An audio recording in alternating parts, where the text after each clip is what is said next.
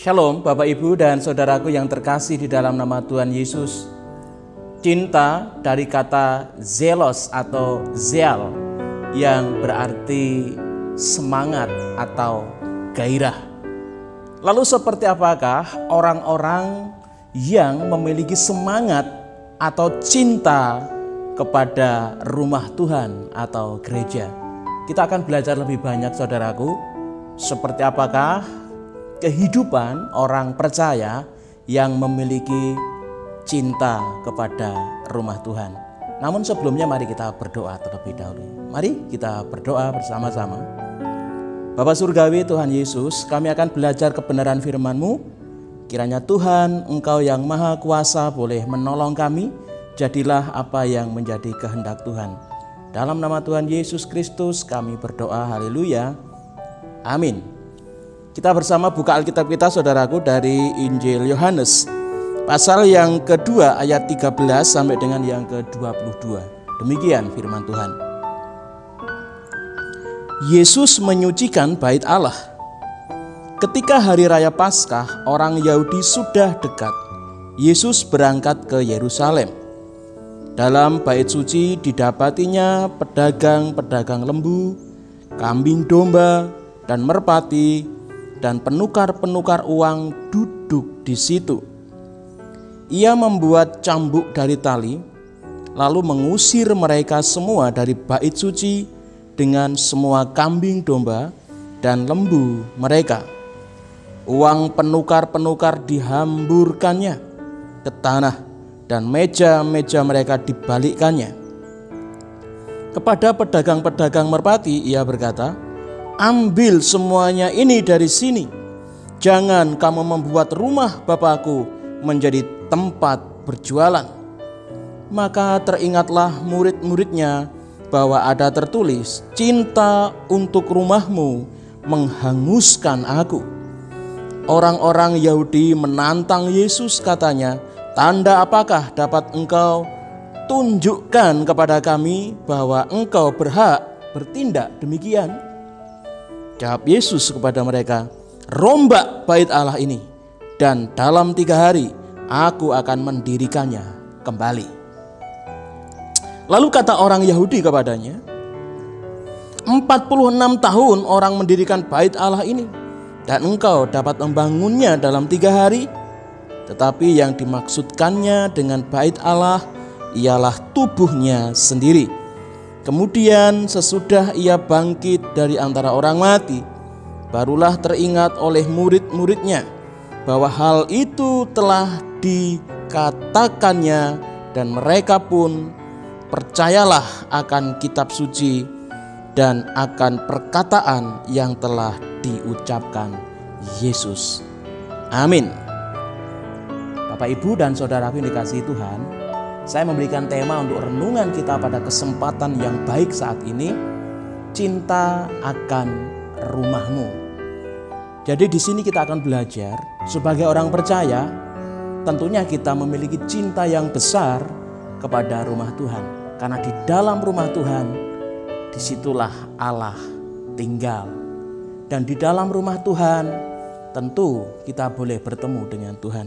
Ada banyak cara sebagai bukti bahwa kita mencintai rumah Tuhan.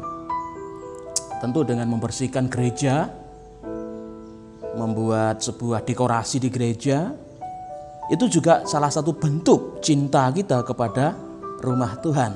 Tetapi lebih spesifik, kita akan belajar dari Nat yang baru saja kita baca, seperti apakah orang yang memiliki cinta kepada rumah Tuhan. Mari kita perhatikan dari apa yang sudah diteladankan oleh Tuhan Yesus Kristus sendiri. Bagaimana diceritakan dalam firman Tuhan ketika hari sudah mulai mendekati Paskah. Untuk orang-orang Yahudi, seluruh orang-orang Yahudi yang tinggal di seluruh dunia kembali ke Yerusalem untuk berbakti dan menyembah Tuhan di bait Allah. Kemudian ternyata ketika Yesus pun datang ke Yerusalem, Yesus mendapati bahwa di bait Allah, tepatnya di di depan bait Allah, di teras bait Allah. Di sana terjadi praktek jual beli yang disebut, tertulis di sini adalah ada lembu, ada kambing, ada merpati, semuanya itu dijual hanya untuk menyiapi orang-orang yang akan memberikan persembahan ke bait Allah. Jadi banyak orang datang, mungkin yang dari Indonesia dan lain sebagainya seperti itu, datang ke Yerusalem, daripada dari Indonesia bawa lembu, daripada dari Indonesia bawa merpati.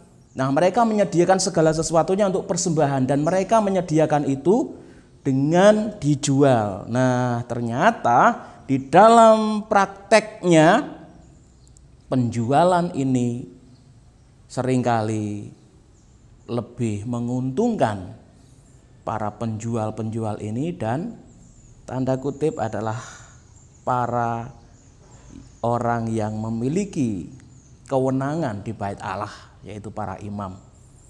Saudaraku, Tuhan Yesus sangat marah ketika bait Allah secara fisik dipakai untuk berjualan demi mendapatkan keuntungan untuk kelompok-kelompok tertentu. Bait Allah yang seharusnya dipakai untuk tempat menyembah Tuhan, bait Allah yang seharusnya dipakai sebagai rumah doa, bait Allah di mana disediakan untuk bertemunya umat Allah dengan Tuhan secara pribadi, dipakai untuk bisnis, dan itu hanya menguntungkan beberapa golongan saja. Saudaraku, kita lihat dengan sangat tegas Tuhan membuat cambuk dari tali, kemudian mengusir semua lembu dan juga kambing dan orang-orang yang ada di sana. Meja-meja ditunggang balikkan, kemudian uang-uang penukar juga disebarkan di mana-mana. Saudaraku, ini bukti bahwa Tuhan itu tidak rela bahwa bait Allah dipakai tempat untuk bisnis atau berjualan. Saudaraku yang dikasihi Tuhan, dari sini kita melihat bahwa Tuhan Yesus sedang meneladankan kepada kita semua orang percaya, kalau kita memang orang Kristen, orang percaya yang cinta akan rumah Tuhan, yang memiliki semangat untuk rumah Tuhan, yang memiliki gairah untuk rumah Tuhan, seharusnya kita pun mau menjaga kesucian gereja. Di mana kita lihat sistem yang ada pada waktu konteks Tuhan Yesus ini sangat-sangat tidak sesuai dengan sistem gereja yang seperti Allah kehendaki. Gereja dipakai untuk ladang bisnis, gereja dipakai untuk memperkaya orang, gereja dipakai untuk sarang korupsi.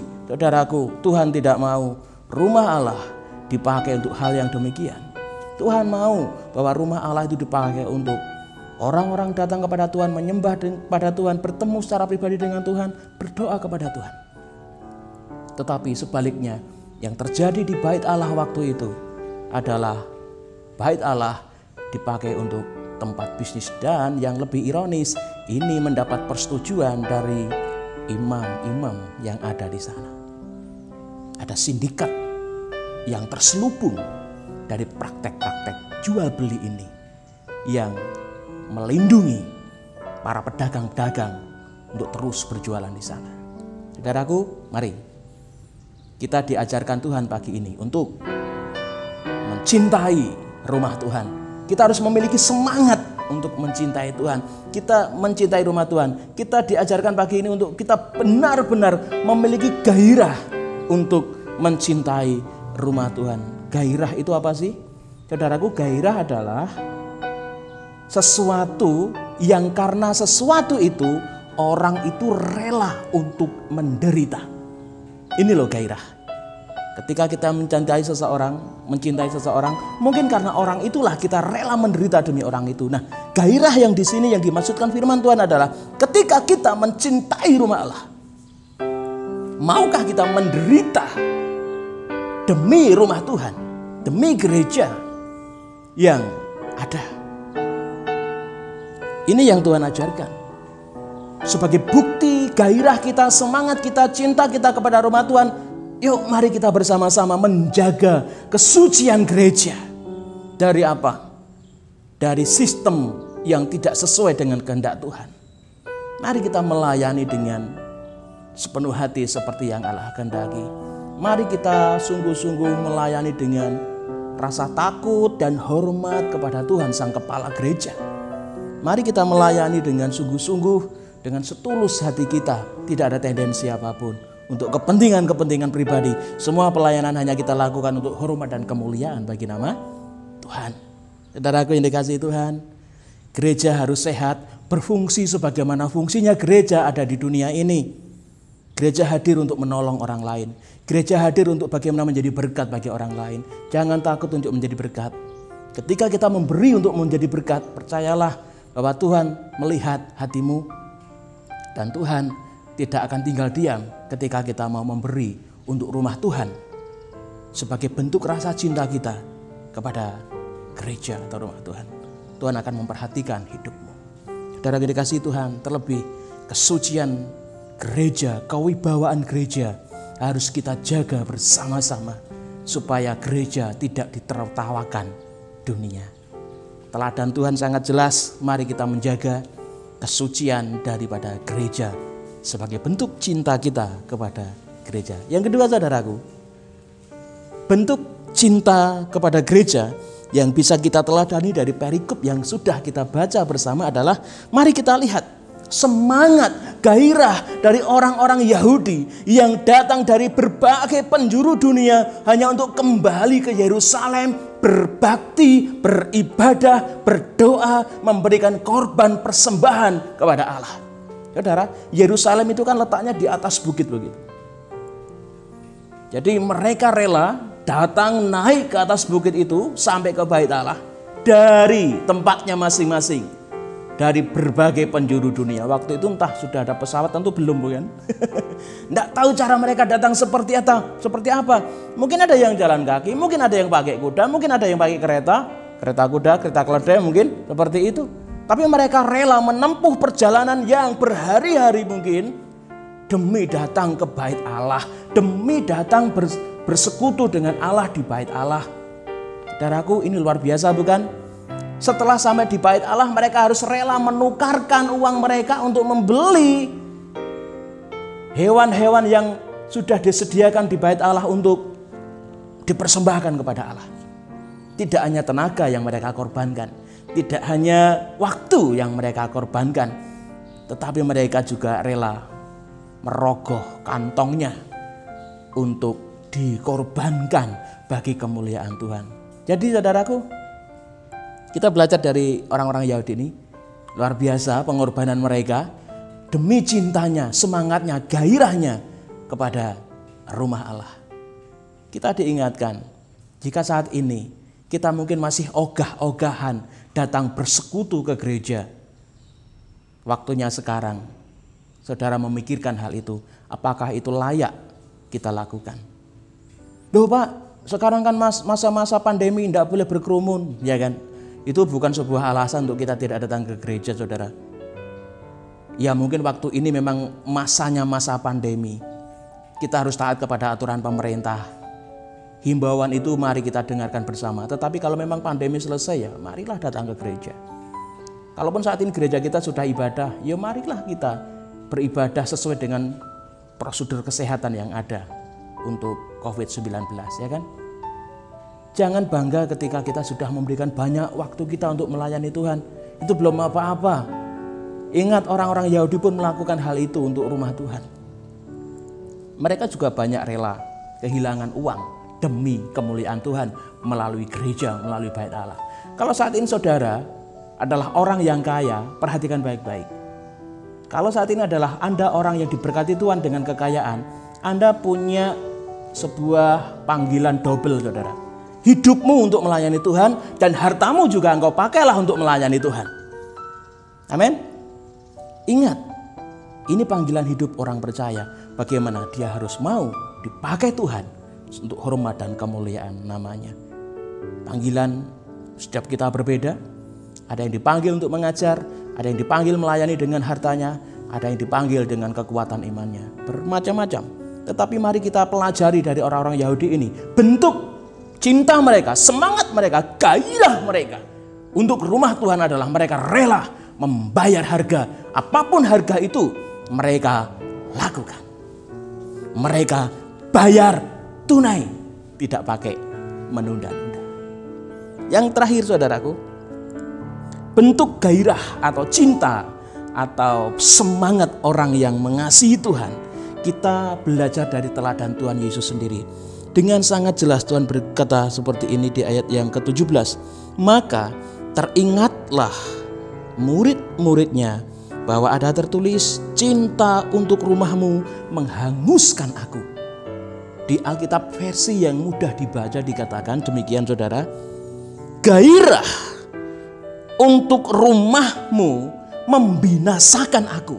Saudaraku, ini sudah beralih makna dari rumah Tuhan yang dulu, yang tadi dikatakan sebagai bentuk fisik bait Allah. Sekarang sudah beralih, rumah Tuhan ini beralih kepada pribadi Tuhan Yesus sendiri. Artinya Tuhan Yesus adalah bait Allah. Artinya saya dan saudara juga adalah bait Allah, di mana di dalam hidup kita, hati kita, Tuhan Allah itu diam dan tinggal. Jadi disitulah Tuhan Yesus berkata, gairah untuk rumahmu menghanguskan aku.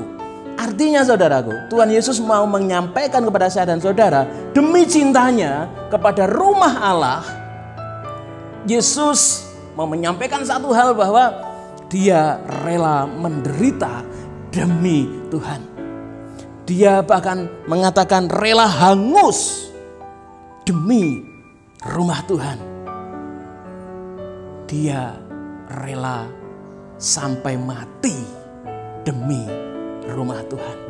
Cintanya kepada Tuhan. Artinya saudaraku, cinta yang menghanguskan di sini adalah cinta yang memiliki kesetiaan sampai mati. Cinta tanpa kesetiaan omong kosong, saudara. Itu bukan cinta, itu nafsu. Cinta harus memiliki kesetiaan. Seperti itulah halnya cinta kita, semangat kita, gairah kita kepada rumah Allah. Yang notabene adalah kita sendiri ini. Kita harus menjaga kesucian hidup kita. Kita rela menyangkal diri. Kita harus rela menderita demi kemuliaan nama Tuhan. Sampai kita mati. Seperti yang Tuhan Yesus teladankan. Mari saudaraku, jadilah orang-orang percaya yang benar-benar memiliki kesetiaan untuk membuktikan cintamu kepada rumah Tuhan. Tuhan Yesus memberkati kita semua. Amin.